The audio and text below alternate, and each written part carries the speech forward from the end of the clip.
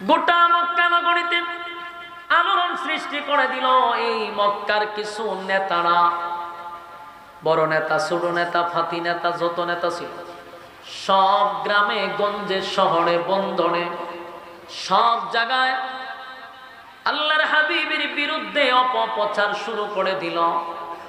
দেখছো আমরা যে বাপ দাদার ধর্ম পালন করতেছি, মাঝখানে আব্দুল্লাহর পুত্র মুহাম্মদ আমাদের ধর্মের মধ্যে সুনকালি দিয়া নিজের রাসূল দাবি করে, এক আল্লাহর দাওয়াত দেয়।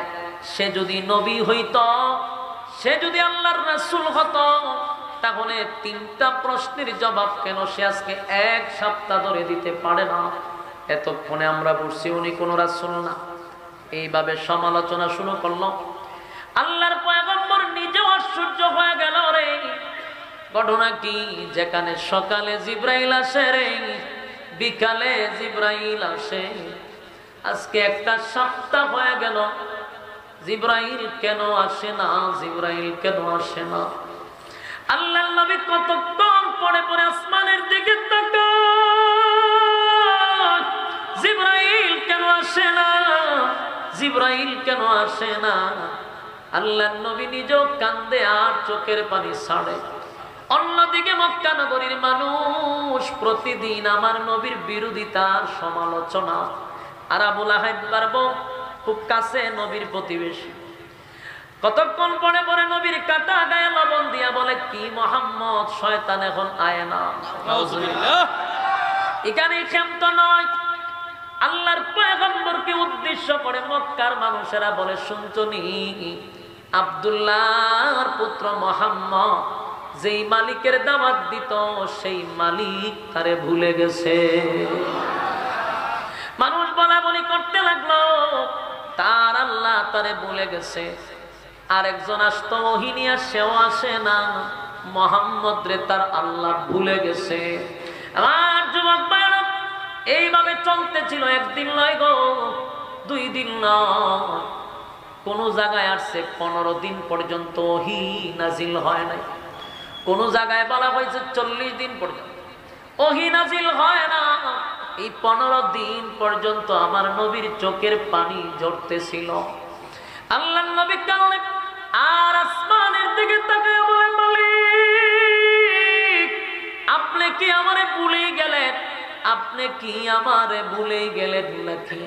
নবীও চিন্তায় পড়ে গেছে, আমার মালিক কেন জিব্রাইল রে পাঠায় না, ওহী কেন নাজিল হয় না? নবীও কান্দে, আল্লাহর পয়গম্বর চোখের পানি ছাড়ে। গোটা মক্কায় নবীর বিরুদ্ধে অপপ্রচার হয়। আল্লাহর নবী কান্দে আর বলে, মালিক কেন গো আমার প্রতি আপনি রাগ করলেন? কেন আমার প্রতি রাগ কইরা ওহী পাঠান না? কি অপরাধ করছি, কি অন্যায় করছি? আল্লাহর নবী কান্না শুরু করলেন। একটানা কান্না শুরু করছে। আল্লাহ ডাক দিয়া বলে, জিব্রাইল রে, আমার বন্ধুর কান্না আমি বরদাস্ত করতে পারি না। আমার বন্ধু 1 দিন 2 দিন টানা 15 দিন চোখের পানি ছেড়ে কান্না শুরু করছে রে। আমার বন্ধুরে আর কান্দাইতে চাই না। যা জিব্রাইল বন্ধুর কাছে আয়াত নিয়া যা, বন্ধুরে সান্ত্বনা দে। আল্লাহ তখন জিব্রাইলের কাছে সূরা দুহা নাজিল করে দেয়। 1 দিন 2 দিন 15 দিন পরে সূরা দুহা নাজিল হইল। যুবক ভাইরা, জিব্রাইল যখন নামতে ছিল, আল্লাহর নবী তাকায়া দেখে জিব্রাইল আসতেছে। 15 দিন পরে যখন জিব্রাইল আসতেছে, এত চোখের পানি ফালানোর পরে, এত সমালোচনার পরে, এত গালমন্দ শোনার পরে আল্লাহর নবী জিব্রাইলের কাছে এসে বলে, জিব্রাইল রে, বল আগে কেন আসলি না? আল্লাহর পয়গম্বর অভিমান করে রাগান্বিত হইয়া বলে, জিব্রাইল রে, কেন আইলি না? 15 দিন পর্যন্ত কেন আসলি না? জিব্রাইল কয়, হাবিব আমি আসতে চাই, কিন্তু আমার মালিক যে আমারে আসতে দেয় না গো, আমার মালিক আমারে আটকায়া দেয়। আল্লাহর নবী বলেন, জিব্রাইল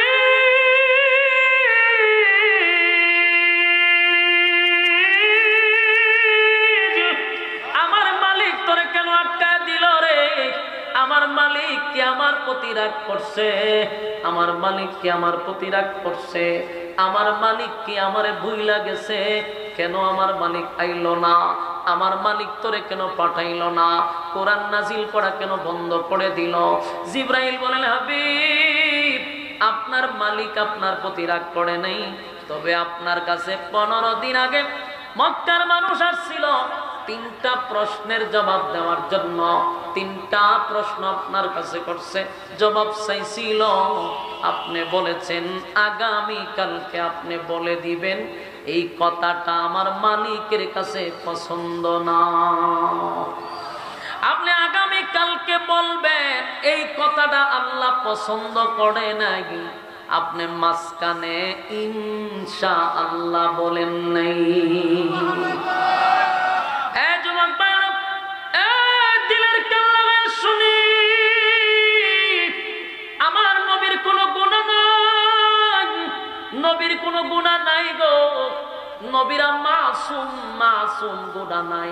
কিন্তু নবী ইনশাআল্লাহ না বলার কারণে 1 দিন 2 দিন নয়, আমার আল্লাহ ওহী বন্ধ করে দিছে 15 দিন। আমার আল্লাহ জিবরাইলকে পাঠাইলো না 15 দিন। আমার নবী এই ইনশাআল্লাহ না বলার কারণে কান্লো 15 দিন। আমার যুবক ভাই, এখান থেকে শিক্ষা গ্রহণ করা দরকার। এখান থেকে আপনি আমারও শিকার আছে ইনশাআল্লাহ কত গুরুত্বপূর্ণ। সুবহানাল্লাহ। ইনশাআল্লাহ প্রতিটা কাজে, প্রতিটা জায়গায় কোন কাজ করার আগে কি বলবো? ইনশাআল্লাহ। ইনশাআল্লাহ বলে নাই, এই জন্য 15 দিন কেন ওহী বন্ধ করবে রে? 15 দিন কি নবী ইনশাআল্লাহ বলা বন্ধ করে দিছে? 15 দিন কি নবী ভুলে গেছে? না না, ভুললে তো একদিন বলতে পারে। 15 দিন নবী কেন ইনশাআল্লাহ বলবে না? ইনশাআল্লাহ প্রথম দিন বলে না, কিন্তু 15 দিন কি নবীর স্মরণ ছিল না? না, আমার নবী প্রথম দিন যদি না বলে থাকে 15 দিন কেন বলল না? 15 দিন কি ভুলে গেছে? না রে, নবী ভুলে নাই, আমার আল্লাহ নিজেই বন্ধুরে ভোলায়া দিছে। উম্মতের শিক্ষার জন্য কিয়ামত পর্যন্ত উম্মতি মুহাম্মদীরা যেন ইনশাআল্লাহ আর কোনদিন না ভুলে, কোনো কাজ করতে গিয়া যেন ইনশাআল্লাহ না ভুলে যায়। আজকের পর থেকে আপনারা কি ইনশাআল্লাহ বলা ভুলে যাবেন? কথা হয় না। আজকের পর থেকে ইনশাআল্লাহ বলা যাবে না। তাই জিবরাইল বলেন, হাবিব আপনার উম্মত যেন আর কোনদিন ইনশাআল্লাহ না ভুলে গো। এই জন্য আল্লাহ 15 দিন বন্ধ করে দিল ওহী। আমিও আসলাম না, ওহীও আসলো না। তবে আপনার মালিক আপনার প্রতি বেজার হয় নাই, আপনার মালিক আপনার প্রতি অসন্তুষ্ট হয় নাই। নবীর কান্নার কারণে নবী মাঝে মধ্যে বলতো, আল্লাহ আপনি কি আমারে ভুলাই গেছেন? আপনি কি আমার প্রতি রাগ করছেন? আপনি কি আমার প্রতি অভিমান করছেন? আল্লাহ নবী যখন এই কথাগুলি কানতে কানতে বলতেছিল, আল্লাহ তখন সূরা দোহা নাজিল করে। সূরা দোহার প্রথম সারিতে 2টা কসম করছে রে, 2টা কসম করছে। বন্ধুরে কত ভালোবাসে, বন্ধুরে সান্ত্বনা দেওয়ার জন্য 2টা কসম করছে। আল্লাহ সূরার শুরুতেই বলে, ওয়াদ-দুহা ওয়াল-লাইলি ইযা সাজা। যুবক ভাইরা, সূরার শুরুতেই 2টা কসম। আল্লাহ বলেন ওয়াদ-দুহা ওয়াল-লাইলি ইযা সাজা। আল্লাহ বলেন ওয়াদ-দুহা, দিনের আলোর কসম, দিনের আলোর কসম, দিনের আলোর কসম। ওয়াল-লাইলি ইযা সাজা, রাতের অন্ধকারের কসম, রাতের অন্ধকারের কসম। এখানে আল্লাহ দিনের কসম করছে, দিনের আলোর কসম। তাসবিহ নামাজের সময় যে আলোটা হয়, যে সূর্যটা উঠে, ওই সময়ের কসম করছে আল্লাহ। দিনের আলোর কসম, ওয়াল-লাইলি ইযা সাজা, রাতের অন্ধকারের কসম। তাহলে আল্লাহ 2টা কসম করছে, দিনের আলোর, রাতের অন্ধকারের। ঠিক নেই? কিন্তু ওয়াদ্দুহার আরেকটা অর্থ পাইছি, এখানে তাফসীর কারকরা আরো লেখছে ওয়াদ্দুহার আরেকটা ব্যাখ্যা হলো ওয়াদ্দুহা, আল্লাহ বলেন বন্ধু ওয়াদ্দুহা দিয়ে আরেকটা কসম বলা হয়, নবীর উজ্জ্বল চেহারার কসম, নবীর উজ্জ্বল চেহারার কসম। ওয়াল্লাইলি ইযা সাজা, তার আরেকটা ব্যাখ্যা আসে নবীর কালো চুলের কসম। সুবহানাল্লাহ। এ যুবক ভাইরা, এ দিলের কান লাগায় শুনেন, আমার নবীর প্রতি আমার আল্লাহর কত মায়া রে, নবীর প্রতি আল্লাহর কত মায়া। নবীরে সান্ত্বনা দেওয়ার জন্য, বন্ধুরে খুশি করার জন্য, বন্ধুরে আনন্দ দেওয়ার জন্য বন্ধুর সুন্দর সুন্দর চেহারার কসম করছে। সুবহানাল্লাহ। আল্লাহ বলে ওয়াদ্দুহা, আপনার সুন্দর উজ্জ্বল চেহারার কসম, আপনার উজ্জ্বল চেহারার কসম করছি গো বন্ধু। আর ওয়াল্লাইলি ইযা সাজা, আপনার কালো চুলের কসম করছি গো বন্ধু, আপনার কালো চুলের কসম করলাম। আমার নবীর চুল ছিল বাবরি, লম্বা চুল, কালো চুল, তাই আল্লাহ চুলের কসম করছে। নবীর চেহারা সুন্দর, উজ্জ্বল চেহারার কসম, কালো চুলের কসম। তাহলে নবীর সৌন্দর্য নিয়ে কসম করছে, নবীর কালো চুলের কসম করছে। এরপরে আল্লাহ বলেন মা ওয়াদ্দাআকা রাব্বুকা ওয়া মা ক্বালা। দুইটা কসম করে আল্লাহ বলেন বন্ধু, দুইটা কসম করে বললাম মা ওয়াদ্দাআকা রাব্বুকা ওয়া মা ক্বালা, আপনার রব আপনাকে ভুলে নাই, ভুলে নাই, আপনার প্রতি অসন্তুষ্ট হয় নাই। আগে আপনার প্রতি যেমন ছিলাম এখনো এমনই আছি। জুরে কোন সুবহান। আমার আল্লাহর কত মায়া। রব্বে কারীম বলেন মা ওয়াদ্দাআকা রাব্বুকা ওয়া মা ক্বালা, আপনার রব আপনাকে ভুলে নাই, আপনার রব আপনাকে বলতে পারে না। মানুষ আপনাকে বলে আমি আপনাকে ভুলে গেছি, না বন্ধু না, আমি আপনাকে ভুলি নাই। মা ওয়াদ্দাআকা রাব্বুকা ওয়া মা ক্বালা, আপনার রব আপনারে ভুলে নাই, আপনার রব আপনারে ভুলতে পারে না। এরপর আল্লাহ বলেন ওয়ালাল আখিরাতু খায়রুল লাকা মিনাল উলা। আল্লাহ বলেন এখনকার যুগের থেকে পরবর্তী যুগ আপনার জন্য আরো ভিআইপি করে দিব। সুবহানাল্লাহ। এটা দিয়া বুঝাইছে এখন দুনিয়াতে আপনাকে যেই নিয়ামত দিছি, নিয়ামত কিছুই না গো বন্ধু। এখনের যুগের থেকে পরবর্তী যুগ এটা আল্লাহ পরকাল বুঝাইতে পারে। আল্লাহ নিজেই বলেন আপনাকে আমি যা দিছি এর থেকে আপনাকে হাজার হাজার হাজার গুণ আমি বেশি দিব। ওয়াল-আখিরাতু খায়রুল লাকা মিনাল উলা। আপনার এখনকার যুগের থেকে, এখনকার অবস্থান থেকে পরবর্তী অবস্থান হবে আরো পড়ে। সুবহানাল্লাহ। এরপর আল্লাহ বলেন ওয়াল-আখিরাতু খায়রুল লাকা মিনাল উলা, আপনার এখনকার অবস্থান থেকে পরবর্তী অবস্থান আরো ভালো হবে। এরপর আল্লাহ বলেন ওয়ালা সাউফা ইউতিকা রাব্বুকা ফাতারদা। আল্লাহ বলেন ওয়ালা সাউফা ইউতিকা রাব্বুকা ফাতারদা। রব্বে কারীম এই আয়াতে বলেন বন্ধু আপনাকে খুব শীঘ্রই, খুব শীঘ্রই আমি আপনাকে খুশি করব। আরো জোরে করে আল্লাহু আকবার। আল্লাহ বলেন আপনাকে খুব শীঘ্রই আমি খুশি করব গো। দেখেন এই সূরার প্রতিটা অর্থ আপনি বোঝার চেষ্টা করেন। আল্লাহ আপনাকে কতটা, আল্লাহ বলেন আমি আপনাকে কতটা মহব্বত করি, আপনাকে আমি কতটুকু ভালোবাসি। ওগো বন্ধু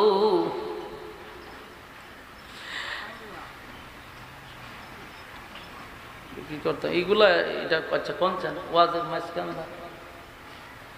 ওয়াজ করতে যে হুজুরের দাঁড়িয়েছি খাবো জানি না, এটা কিতা দিছে ওয়াজের ফলে থাকুন। এবার কথাগুলি শেষ করি, বাম হাত ঢুকাই দিয়ে ওয়াজটা তো শেষ করে দিছে। একটু মনোযোগ দিয়ে শুনে না বিরক্ত হইতেছেন আপনারা? বিরক্ত হলে আমার ডাবল সুবিধা, সময় ফাঁস হয়ে গেছে, এরপর ওয়াজ করতেছে আবার দিছে বামা। আল্লাহ বলেন ওয়ালা সাউফা ইউতিকা রাব্বুকা ফাতারদা।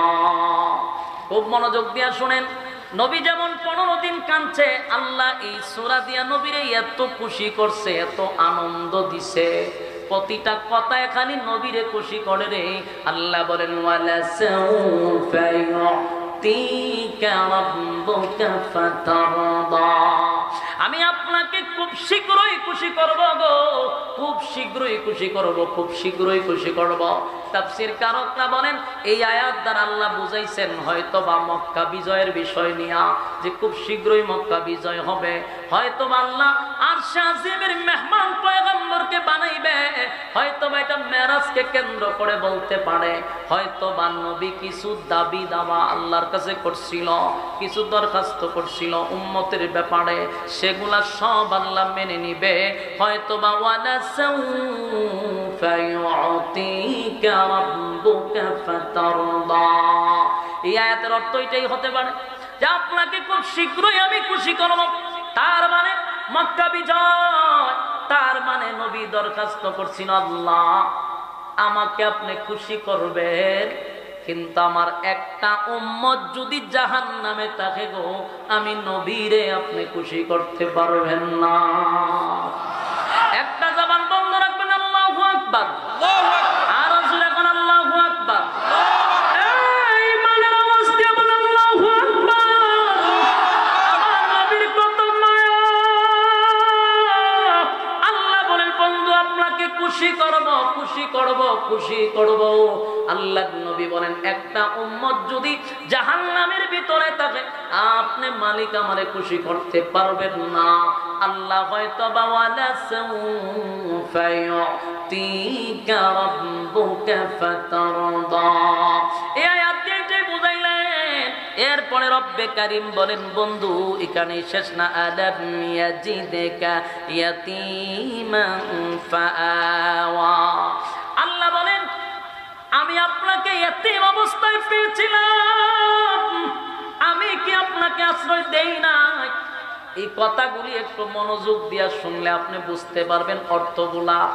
এক পর্যায়ে নবী অভিমান করছে, আল্লাহর নবী 15 দিন কাঁদছে, তাই একটু রাগ অভিমান চলতেছে, তাই বন্ধুরে বন্ধু অভিমান বাঙ্গায়া দিতেছে। সুবহানাল্লাহ।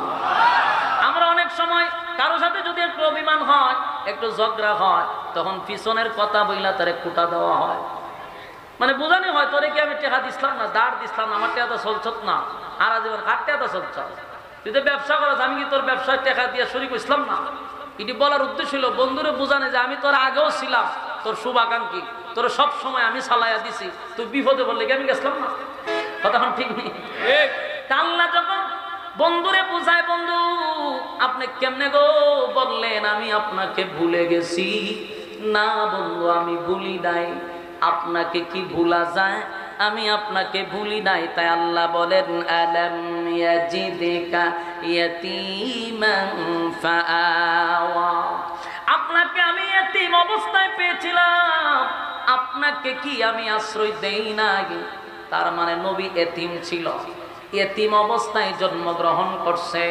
সেদিন আমার আল্লাহ বলেন আমি আপনাকে আশ্রয় দিছি, এই কথাটাই আয়াতে তুলে ধরেন। এরপরে আল্লাহ বলেন ওয়াজাদাকা দাল্লান ফাহাদা। আপনাকে আমি পথ হারা অবস্থায় পেয়েছিলাম, আমি আপনাকে কি পথ দেখাই নাই? সুবহানাল্লাহ। এটা অর্থ হলো যারা এতিম হয়, যাদের গার্জিয়ান থাকে না, এই ছেলেগুলা ভালো হয় না। কথা কোন ঠিক নেই? গার্জিয়ানের কারণে লেখাপড়া করে, এই ছেলেগুলা তো প্রতিষ্ঠিত সমাজে হইতে পারে, গার্জিয়ান নাই, অনাথ, কেউ জিগায় না এতিম বাচ্চাদেরকে, লেখাপড়া করতে পারে না, শেষে শিশু গ্যাংয়ের সাথে জড়িত হয়ে যায়। বাস্তব না বাস্তব? আল্লাহ হয় আপনারা তো আমি ওই জায়গা, আপনি এতিম ছিলেন, আপনি তো পথ হারা অবস্থায় ছিলেন, আমি আপনাকে পথ দেখায় দেই নাই? সুবহান। আমি তো আপনাকে লাইন আনছি, আপনাকে আগেও মহব্বত করছি, এখনো করি, ভবিষ্যতে করবো। সুবহানাল্লাহ। এরপর আল্লাহ বলেন ওয়াজাদাকা আইলান ফাআগনা। এখানে আল্লাহ বলেন আমি আপনাকে নিঃস্ব অবস্থায় পেয়েছিলাম, আমি কি আপনাকে ধনী বানাই নাই? সুবহান। আল্লাহ বলেন আমি আপনাকে নিঃস্ব অবস্থায় মানে গরিব অবস্থায় আপনাকে পেয়েছিলাম, আমি কিন্তু আপনারে ধনী বানায়া দিছি। এখান থেকে আমরা একটা জিনিস শিখতে পারলাম, আমার নবীরে ধনী বানাইছে কে? যুবক ভাইরা, আমার নবীকে আল্লাহ ধনী বানাইলো, কিন্তু আফসোসের ব্যাপার হলো সারাটা জীবন শুধু নবী গরিব আছেন, গরিব আছেন, নবীর পেটে পাথর আছেন, নবী সিরা জামা পড়ছে। এই ওয়াজ আমাদের দেশের মৌলবীরা এক সাইডটা করতেই থাকে, কিন্তু একবারও কয় না যে আমার নবী ধনীও ছিল। কথা বললাম, এখান থেকে আমাদের বোঝা দরকার। আমার পাশে একজন শাইখুল হাদিস বসা, মনোযোগ দিয়ে কথা বলি, বোঝার চেষ্টা করেন। নবী গরিব ছিল আমরা জানি, কিন্তু আল্লাহ গরিব মানুষ। তার মানে নবী কি সব সময় ফেরো হাত্তর বাইন্দা রাখছে? না দেশের রাষ্ট্রনায়ক ছিল, দেশের প্রেসিডেন্ট ছিল? কথা বলে না। এই দেশের যে রাষ্ট্রনায়ক ছিল, দেশের যে প্রেসিডেন্ট ছিল, এই ওয়াজটা কেন হয় না? আমার দুঃখ এই জায়গাটা। অনেক শ্রোতারা আইজও জানে যে নবী যে দেশের বাদশা আছে, এটা জানেই না।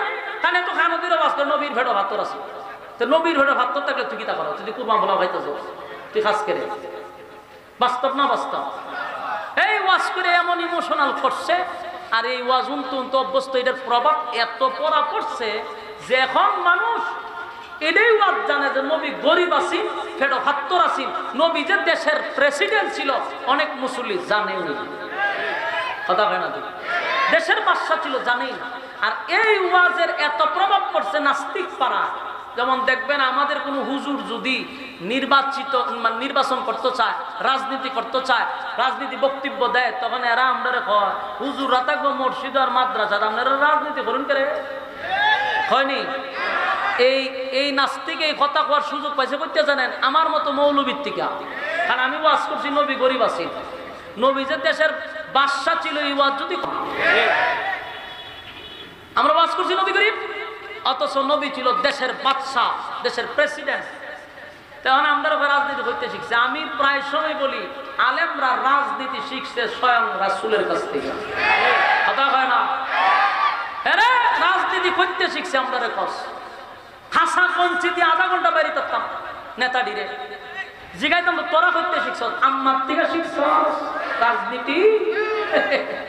আম্মার রাজনীতি শিক্ষা তো দেশের 12টা বাজায় দিছ, দেশের সম্পদ সব বাহিরে নিয়ে দিছ।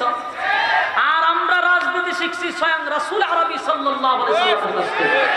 বাংলাদেশে যদি আলেমরা রাজত্ব করত, দেশের টাকা বাহিরে পাচার হইত না, সোনার বাংলাদেশ সোনায় রূপান্তর হয়ে যেত। ঠিক কিনা বলেন? এই বাংলাদেশে গুম হত্যা হইতো না, দেশের সম্পদ বাহিরে যাইতো না, 4 বছরের শিশুর থেকে নিয়ে 80 বছরের বৃদ্ধা দর্শিত হতো না। কারণ এদেশের সমস্ত সুর বাটুলার বদমাশগুলির হাতে যখন রাজনীতি চলে গেছে, তখন এদেশের 4 বছরের শিশুও দর্শিত হয়, এদেশের 80 বছরের বৃদ্ধা পর্যন্ত দর্শিত হয়। তার কারণ বিচারক যেগুলো ছিল সবগুলো ছিল লুচ্ছা বদমাশগুলি। বিচার কি করবে? এরা তো প্রতিদিন 1 বোতল লাগে, এরপরে এরা প্রতিদিন তাদের চামড়া লাগে, সুন্দর সুন্দর চামড়া দিকে ঘুরে ঢোকায়। এরা বিচার আপনার কিতা করতো? দর্শন করছে একটা, পরের দিন পত্রিকা দিছে আরেকজনের নাম। এরকম তালবাহানাকে আমরা 16 বছর দেখছি না?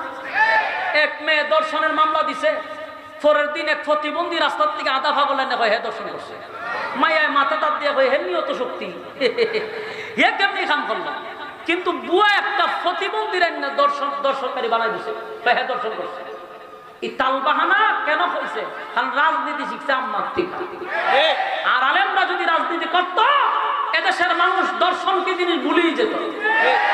সম্মানিত শুধু তাই আমি আবারও বলবো, বাংলাদেশ আগামীর বাংলাদেশ হবে ইসলামের বাংলাদেশ। আপনারা ইতিমধ্যে একটা সুসংবাদ শুনেন, শাইখুল হাদিস ইবনে শাইখুল হাদিস উনি ঘোষণা দিয়েছেন যে আমরা হাতে হাত মেরেছি চরমোনার সাথে। এখন ঠিক নেই, কে কোন দল করেন দেখার বিষয় না, সর্বশেষ কথা হলো আমরা এক প্ল্যাটফর্মে আসতে হবে। কে কোন দল করেন এগুলা পরে, এক প্ল্যাটফর্মে যদি না আসেন, আল্লাহর কসম এর পরের ফিডার থেকে কেউ বাঁচাইতে পারবে না। এখন এখনো সময় আছে, এক প্ল্যাটফর্মে আসেন, উষা টুপি, নেশা টুপি, গুল টুপি, সুক্কা টুপি তা বাদ দেন। ইতা লইয়া গুতাগুতি আর কত করতেন, নিজেরার সম্মান নিজেরা মারতেছেন। বাংলাদেশের আলেমরা যদি একটা প্ল্যাটফর্মে চলে আসে, আল্লাহর কসম এদেশ আগামীতে হবে ইসলামের দেশ, ইসলামের দেশ। এখন আমি আরেকটা কথা বলতে চাই, সুডু মুখে বড় কথা। আমাদের শাইখুল হাদিস ইবনে শাইখুল হাদিস বলছেন যে আমরা এক হয়ে গেছি চরমুনের সাথে। আরেকটা দল আছে আমাদের জামাতে ইসলাম, ঠিক কিনা? এদেরকেও বলবো আমাদের উলামায়ে কেরামদের মাথা হাতে আসুন, আমরা বাই বাই আকীদাগত যে সমস্যাগুলি আপনাদের থাকতে পারে, আপনাদের আকীদাগত সমস্যা থাকতে পারে, আপনাদের টুপিগত সমস্যা থাকতে পারে, আপনাদের কাপড়ের সমস্যা থাকতে পারে, এগুলা এখন দেখার সময় না। আগে আমাদের এক হওয়া দরকার। কথা কই না? অনেক কথা কইলে কিছু আবার মানে উগ্র টাইপের লোক আছে, এরা বলে দেখছ তুই কিতা কইছে বেটা, তুই দেখছ হইতে তুই আগুন লাগা দিছ সারা দেশের মধ্যে। আমার প্রশ্ন হলো, সব এক প্ল্যাটফর্মে আসতে হবে, কোন মুনাফিক যেন দ্বিতীয়বার না বসতে পারে, এদিকে আমাদের খেয়াল রাখতে হবে। বাংলাদেশের জামাত ইসলাম, খেলাফত ইসলাম, বাংলাদেশ খেলাফত, চরমনের ইসলামী আন্দোলন যদি এক হয়ে যায়, বাংলাদেশের টেকাইব কেন? কথা কই না? টেকাইব কেন? এজন্য আমাদের এক প্ল্যাটফর্মে আসতে হবে, ঠিক কিনা বলেন?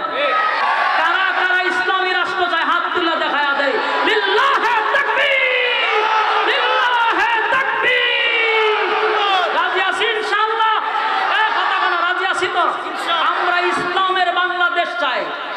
গুতাগুতি বন্ধ, হিংসা বিদ্বেষ সব বাদ দিয়া আলেমদের সাথে এক হয়ে মাঠে নামতে হবে, না হয় এই দেশ রোদের আন্ডারে গেলে উপায় থাকবে না। কথা কি ক্লিয়ার? বর্তমানে বাংলাদেশে এখনো ভারত থেকে আমরা এখনো রেহাই পাই নাই। কথা বানা দি পাইছি। ওই যে প্রথম আলোকে কেন্দ্র করে আজকে ঢাকা শহরে অসংখ্য ছাত্রদের বুকে গুলি চালানো হয়েছে, ঠিক কিনা বলে?